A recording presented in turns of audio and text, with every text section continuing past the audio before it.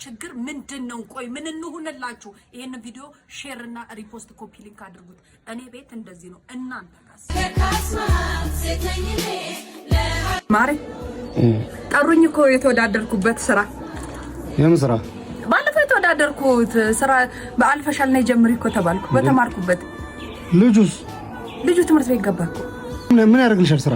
እንዴት ነው ስራ ምንም ማያደርግልኝ? እና ቤት ተቀምጬ እንድኖር ነው እንዴ ሐሳብ? ምን ጎደለሽ? ልብስ፣ ምግብ፣ መጠጥ የምትፈልጊውን ሂማኒየር ሳይቀር ምን ጎደለሽ ታዲያ? የፈለኩትን ልብስ ስለገዛልኝ ብቻ በቃ ይሄ ነው ህይወት ላንተ? የገዛልኝ ልብስ እንኳን የት ልልበሰው? መልበሻ ቦታ እኮ ነው ያጣው። ከሰው ጋር መገናኘት እንደ ጓደኞቼ ወጥቶ መግባት ናፈቀኝ። ቤት ውስጥ 4 አመት ታሰርኩኝ። ለምንድነው ወጥቼ እንድሰራ ግን ማፈልገው?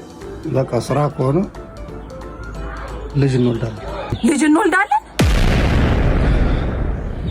የሀበሻ ባሎች ችግር ምንድነው? ቆይ ምን እንሁንላችሁ?